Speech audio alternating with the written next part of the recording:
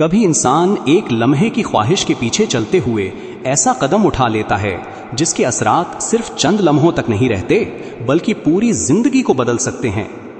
زنا بظاہر ایک چھپی ہوئی خواہش پوری کرنے کا نام ہے، لیکن اسلام نے اسے انتہائی خطرناک گناہ قرار دیا ہے۔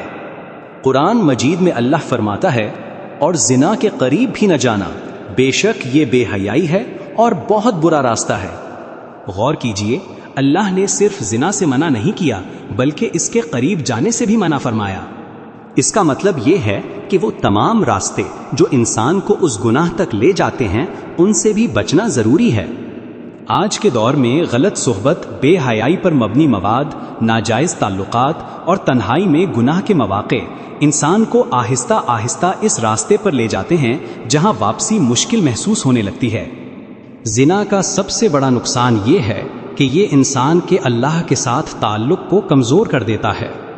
گناہ کے بعد انسان کے دل میں شرمندگی پیدا ہوتی ہے، عبادت میں دل کم لگتا ہے اور بعض اوقات انسان اپنے رب سے دور ہوتا چلا جاتا ہے۔ شیطان پہلے گناہ کو معمولی دکھاتا ہے اور پھر انسان کے دل میں یہ خیال پیدا کرتا ہے کہ اب تم بہت گناہگار ہو، اللہ تمہیں معاف نہیں کرے گا۔ حالانکہ یہ بھی شیطان کا دھوکہ ہے۔ اللہ نے توبہ کا دروازہ بند نہیں کیا۔ اگر کوئی شخص سچے دل سے گناہ چھوڑ دے، اپنے کیے پر نادم ہو اور دوبارہ نہ لوٹنے کا عزم کرے تو اللہ کی رحمت سے امید رکھنی چاہیے۔ زنا کا دوسرا بڑا نقصان انسان کی عزت اور شخصیت پر پڑتا ہے۔ ناجائز تعلقات اکثر راز سے شروع ہوتے ہیں، لیکن راز ہمیشہ راز نہیں رہتے۔ جب کسی شخص کے ناجائز تعلقات سامنے آتے ہیں تو اس کی عزت، اعتماد اور خاندان کے ساتھ تعلقات شدید متاثر ہو سکتے ہیں۔ خاص طور پر جب اس گناہ کی وجہ سے کسی گھر کا سکون برباد ہو جائے تو معاملہ صرف 2 افراد تک محدود نہیں رہتا۔ شوہر اور بیوی کے درمیان اعتماد ختم ہو سکتا ہے، بچوں کی زندگی متاثر ہو سکتی ہے اور پورا خاندان ذہنی اذیت میں مبتلا ہو سکتا ہے۔ زنا کا ایک خطرناک نقصان یہ بھی ہے کہ یہ انسان کو ایک گناہ سے دوسرے گناہ کی طرف لے جا سکتا ہے۔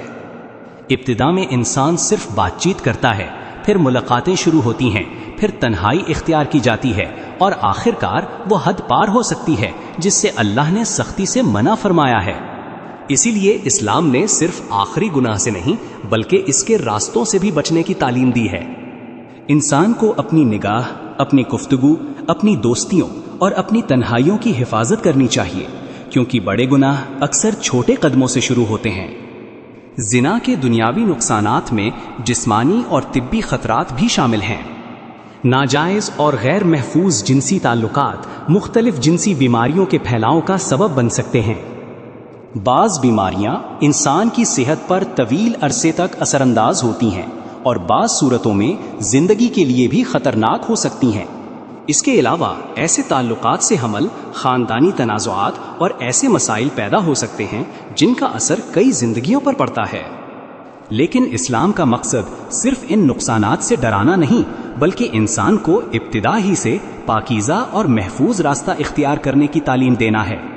زنا معاشرے کے خاندانی نظام کو بھی کمزور کرتا ہے۔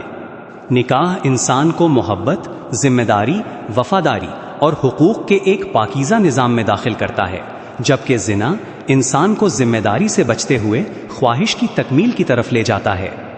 جب کسی معاشرے میں ناجائز تعلقات عام ہو جائیں تو خاندان کمزور ہوتے ہیں، اعتماد ختم ہوتا ہے اور بے حیائی معمول بننے لگتی ہے۔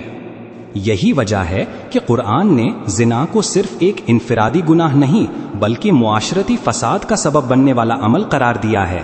لیکن اگر کوئی شخص ماضی میں اس گناہ میں مبتلا ہو چکا ہے تو اسے یہ نہیں سمجھنا چاہیے کہ اب اس کے لیے اللہ کی طرف واپسی کا کوئی راستہ نہیں۔ اللہ کی رحمت انسان کے گناہوں سے کہیں زیادہ وسیع ہے۔ سچی توبہ کا مطلب یہ ہے کہ انسان گناہ کو فوراً چھوڑ دے، اپنے کیے پر دل سے شرمندہ ہو، اللہ سے معافی مانگے اور دوبارہ اس گناہ کی طرف نہ جانے کا پختہ ارادہ کرے۔ قرآن میں اللہ فرماتا ہے کہ اللہ اپنے بندوں کے گناہوں کو بخش دیتا ہے جو توبہ کر کے اس کی طرف رجوع کرتے ہیں۔ اس لیے زنا سے بچنے کا بہترین طریقہ یہ ہے کہ انسان اپنے دل اور نگاہ کی حفاظت کرے، بری صحبت سے دور رہے، فحش مواد سے بچے، ناجائز تعلقات کو شروع ہی میں ختم کرے، اور اگر نکاح کی استطاعت ہو تو حلال راستہ اختیار کرے۔ انسان کو یاد رکھنا چاہیے کہ چند لمحوں کی خواہش کے مقابلے میں پاکیزگی، عزت، خاندان کا سکون اور اللہ کی رضا کہیں زیادہ قیمتی ہے۔ جو شخص اللہ کے لیے کسی حرام چیز کو چھوڑ دیتا ہے، اسے اللہ کے فضل اور رحمت سے بہتر بدلے کی امید رکھنی چاہیے۔ مزید ایسی موٹیویشنل ویڈیو کے لیے اپنے اس چینل کو ضرور سبسکرائب کریں اور صدقہ جاریہ سمجھ کر ویڈیو کو اپنے دوستوں تک ضرور شیئر کریں۔